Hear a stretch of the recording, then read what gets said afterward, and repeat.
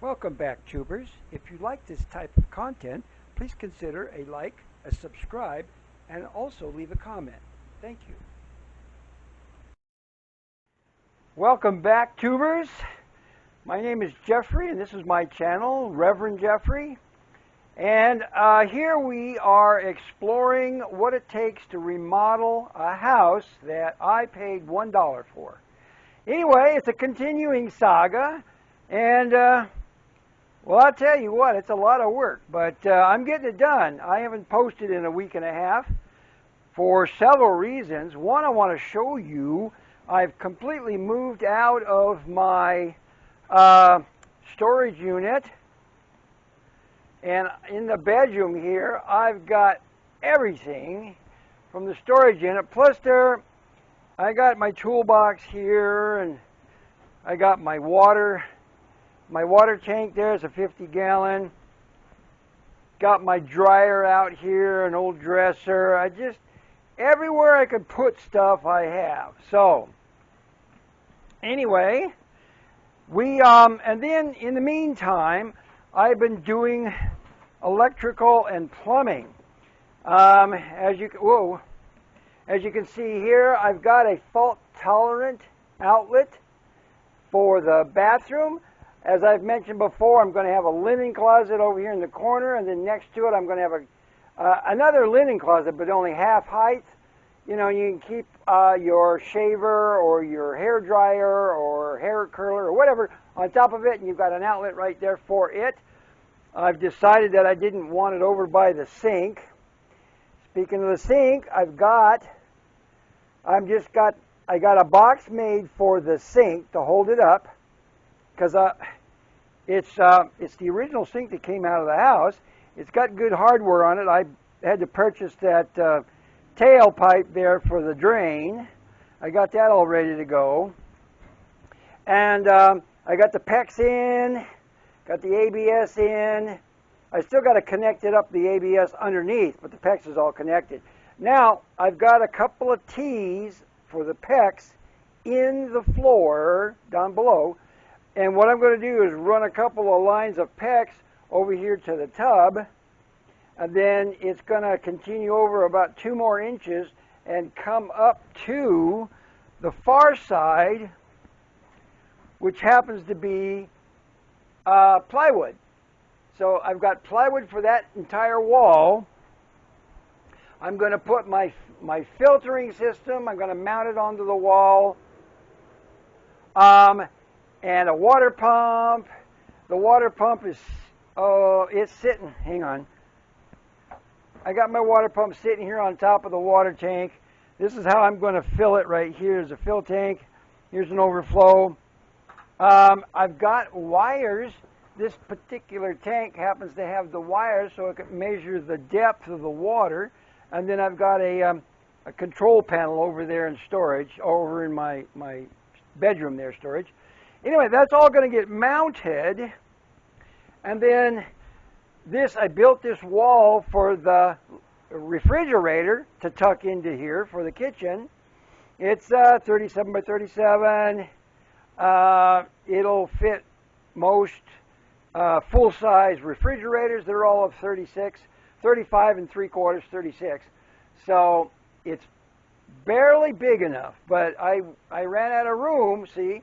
Once I get a sheetrock on here, then I've only got about 1 inch left, you know, and I just, you know, I could stick another 2x4 in here for a jack stud, and then maybe, you know, give me a little bit of room that I could, whatever. But I'm just going to finish it off in sheetrock, you know, and it'll be just open to the kitchen.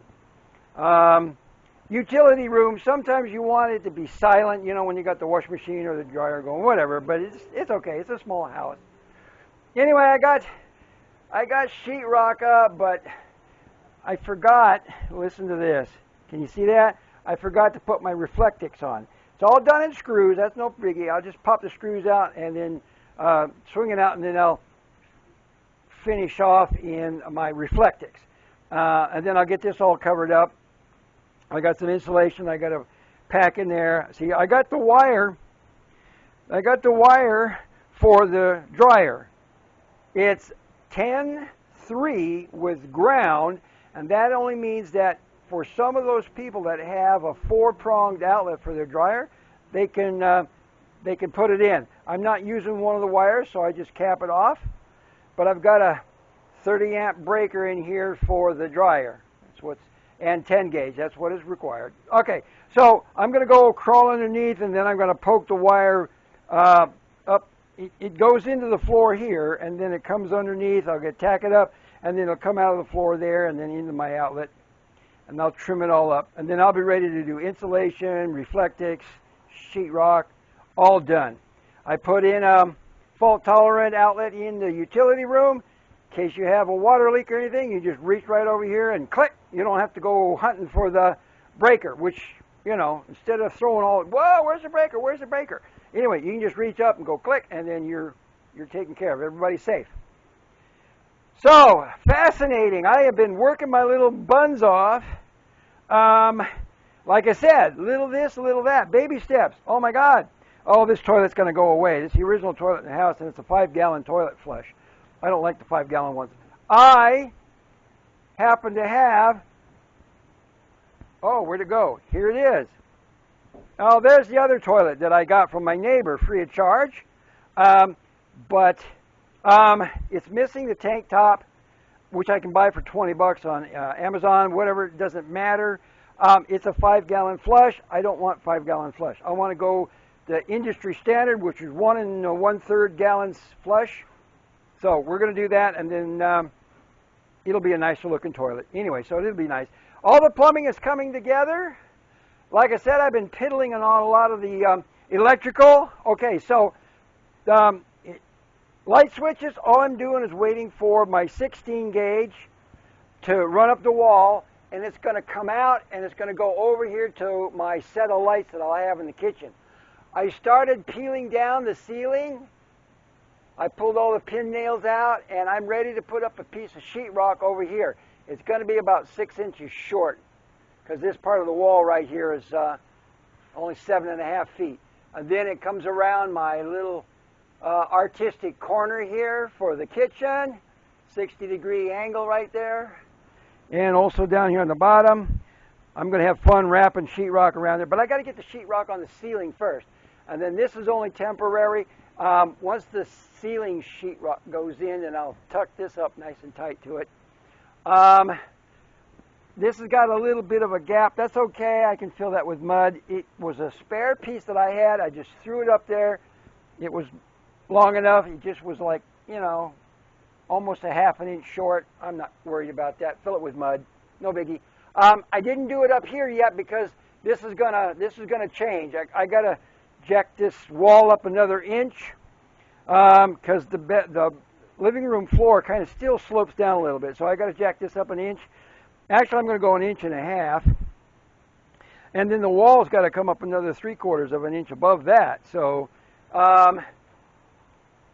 so I got to adjust this header piece here. It's down right now, but it's only down about 3/4 of an inch. It's got to go up another inch or so. I don't know, altogether. We'll see how that works out later.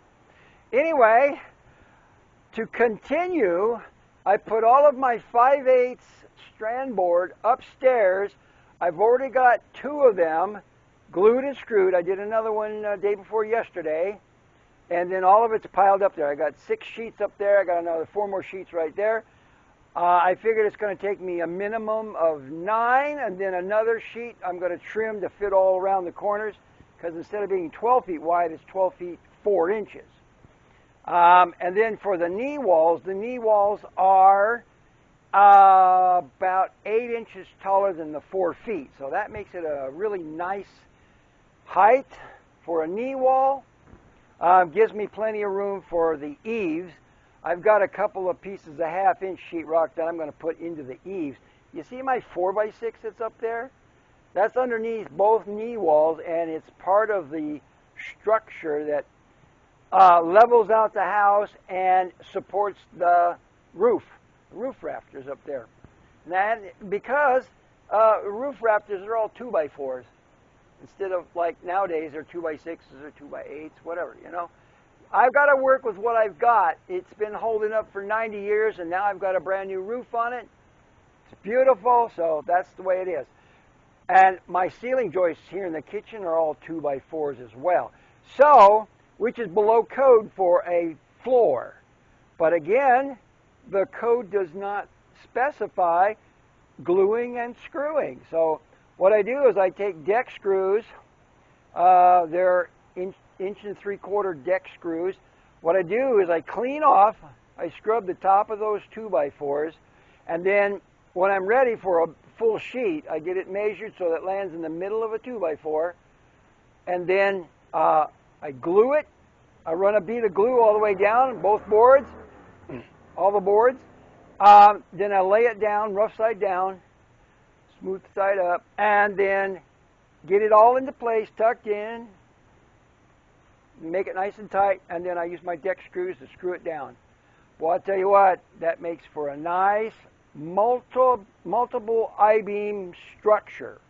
It just reinforces everything. And then I come back with the sheetrock underneath, as you can see in the bedroom here, and then that double reinforces it from down below. Now, right now as it is, I got all this insulation that I've been digging out, and I'm throwing it over into the eaves on the other side. These eaves over here I'm going to use for storage, and that I'm going to throw all of my extra vermiculite and blown in insulation is all going to be shoveled and pushed all over there. You can almost see the knee wall over there. Anyway, it's all going to be on the other side. I still got to dig out some. I found some knob and tube up there. That's got to go away. Okay, so anyway, like I say, baby steps. I've been working on it.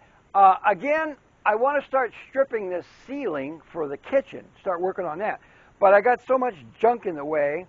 I wanted to finish up some of these littler tasks, like the little bit of electrical that's left, a little bit of the plumbing that's left. Oh, here's what one thing I'm waiting on. I ordered a faucet for the tub. Again, it's coming from China. I'll get it next month. It's scheduled to be here on the minimum the 17th of May. Right now it's the 1st of May, and it'll be here on the 17th. I've had it on order for at least a week and a half. So it's on a slow boat from China. It was nice because I didn't want to have to restructure the wall to put in a diverter valve in there, like most tubs are. So what I did is I found an external diverter. It comes out of the wall, and the diverter is on the top of where the two pipes go into the wall, hot and cold. Comes out, goes together, diverter. It's got a little single knob diverter valve stem thing, and then underneath the spigot is an attachment for a hand sprayer. Hand sprayers are very popular for bathtubs. You know, you can wash the dog, or you can wash your hair, you can wash your kids. I mean, it's really, really useful instead of having to crawl over into the shower stall all the time. So good for mom and dad, and it's very useful. So anyway, I happened to solve that issue. I don't have to reframe the wall. One pipe will go down on this side of the 2x4. The hot will come out here, and then on the other side of the 2x4, the cold will come up. And then, just like I did for the wall and the sink, have two stub outs, hot and cold, and then the outside diverter will connect to both of those. So when I get those, I'll be able to space those. I'll probably have to put a 2x4 in the back here so that I can mount where the diverter changes from PEX to copper, threaded copper. And then the way I was doing it over here for the sink, when I put the valve on it, I've got the 2-inch plastic pipe. It's the dark gray plastic pipe. It works really good in the wall, underneath the sink or behind the toilet, something like that. Now, out here, it might be a little bit different. I might have to get some chrome metal ones, but all they got is a 3-inch, so we'll have to see how we can do with that. Anyway, that's in the works. My diverter for the shower stall should be showing up any day. I think I was told it'll be here next week. Again, I got that from, let me tell you the story on that shower diverter. The shower diverter has the, of course, the head comes out from the wall, goes down. You got the diverter in the wall, single knob diverter, but then underneath it's got a control for how much volume of water you want to use, whatever makes you comfortable. Okay, so you're not controlling the hot temperature and the hot and cold and the water pressure all at the same time. No, it gives you two. It gives you two options, to control it. But here's the thing: just the head unit and the diverter is $120. And I found the exact same water faucet, shower faucet, head, diverter, and the tub spout for $80. For $40 less, I get the tub spout, and what I'll do is I'll donate the tub spout to Habitat or Goodwill. So I don't need it because my diverter for the tub over there is already included. So I don't need a second tub spout. So it's weird how it worked out, and I noticed that. I said, that's crazy. What the heck? So anyway, that's what I did. I ordered it. It came from China. It's going to be here in another couple of weeks, whatever. Anyway, that's what I've been doing. I just wanted to give you guys an idea of what I've been working on, all those little baby steps. Oh, my God. I tell you what, let me show you something. Let me show you something. Right here is a 5-foot baby grand piano. Baby grand. I'll tell you what, that was all kinds of headaches for me. First of all, I tried to get people to help me move my piano. It's 300 pounds. And I had this one contractor lined up. He said he'd try to make it over the one day. He couldn't do it. Tried the next day, couldn't do it. I got tired of the guy. I was waiting for him. It was the only thing left in my storage locker. I needed to get that piano out of there so I can close it out and get my deposit back. So anyway, I had my friend helping me get it off of the trailer. I brought it over here. We struggled with it. I got it up on the trailer. The trailer needed a new deck. I had a 5/8 strand board, one of those older ones, and it had been in the weather for the last 2 years. Anyway, it was all compromised. I mean, for towing anything else, it was just fine. But a 300-pound baby grand piano sitting on a furniture dolly, the wheels just punched right through that thing, and God, scared the living daylights out of us. Anyway, so then we had to struggle to get the thing off of the trailer, and it just so happens that some guy across the street was headed for the bus stop, and he asked me if, we could use a hand, moving that thing around. I said, oh, hell yeah. Anyway, so this guy, bless his heart, he come over, and all three of us, we struggled. I show you what we did here. I put 2 pieces of plywood to make it up to the street level, and another smaller piece. This smaller piece I got down here. I used up on the top landing up there where the curb is at. Anyway, we rolled that furniture dolly with the piano on it over here, and we tipped it up and got it on there, and it's come down the plywood and across my little bridge right there. Then I brought that one piece of plywood down here so it can make the transition a little easier. And then we had another couple of 2x12s that I used on the trailer. Anyway, so then we got it up into the house, and oh, I tell you what. Then as we got it up onto the porch, the guy's bus went right on by, and then I said, oh, he said, that's my bus. I'm headed to an interview down at the grocery store here. And I know. I told the guy, don't worry, I'll drive you. But, so, we did that, we cleaned up real quick, and then I grabbed my keys, and then we jumped in the car, and I got him down to the grocery store, and hopefully he got the job, because he was nice enough to help us. Okay, one last thing. Again, if you've made it this far in the video, please throw me a like and a subscribe, and a comment. Definitely got to have a comment. But, very last item. Here's something that I ordered that I finally got from China. I'm serious. Look at this. This is my inverter. Check this baby out, 6,000 watts. And it's split phase. I can do 110 or 220 with it. It'll do 12 volts, 24 volts, and 48 volts. So this, all I got is little stuff right now, and I needed something to finish the puzzle piece to make sure I've got enough power forever, you know, for this house. Anyway, so this was a blessing. That came yesterday. I waited all day for it. About, oh, geez, it was almost 6 o'clock in the evening. UPS finally showed up. Oh, I could have kissed the guy, you know. I was waiting for this thing, man. Anyway, so that's going to go up on my power wall. And I'll show you once I get that all hooked up. So now, you need several things for electricity. You need the solar panels coming in or some other kind of generation type hardware. Even, let me show you what I got. I got a generator somebody gave me right there.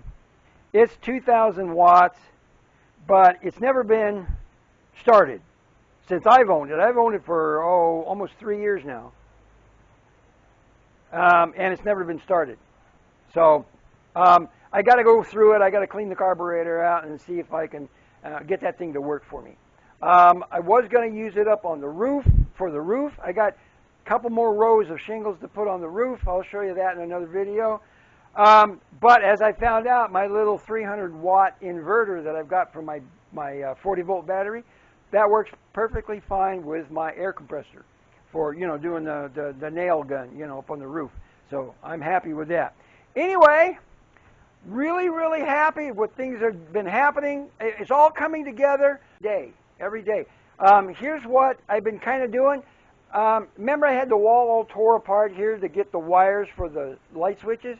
Anyway, I put in a patch there temporarily. I just got 2 screws in it. And then over here the wall was tore up, if you've noticed earlier. So I went and I found a patch that was just about the right size. It was lengthwise it was. I still got to finish down below here.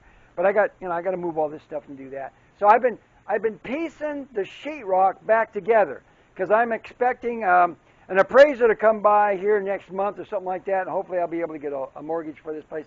Anyway, I still got more sheetrock to do. As you can see, I've got this all ripped up. I got to do around the window, and then I got to tear that window out because I got a brand new one for that. That's one of the older windows. Oh, man. Millions of things to do. Anyway, I love seeing you guys. Please come back and watch more of my episodes. This whole house is coming together. I am just about ready to move in and live permanently in the house here. And then I can move out of my friend's house in town. It's just, like I said, it's all coming together. I'm so excited. I've got more stuff to do. I'm finishing up a few details. I want to get it to the point to where an appraiser does not have too many objections to that it's livable. Well, one thing, I got the whole kitchen to do. I mean, you know, but to be honest, you don't need to have a kitchen. All you need is a countertop, right? And you throw a microwave and a blender up there, and bingo, you got a kitchen. Who cares whether it's livable? It's not livable in the mainstream, but you know, there's a lot of people that they live in vans, they live in tiny homes, they have a little tiny grill, you know, and they got a little blender, they got a little microwave. They're all happy. They live like that. And I want to live like that too. I mean, I'll have a full kitchen, but I'm putting it together. Anyway, I'm rambling. I just want to leave you guys and let you know that I'm loving how this is coming together, and please follow me on the next several episodes and see how it all comes together. Anyway, thanks for coming by. Like and subscribe, and don't forget those comments. All right, bye for now.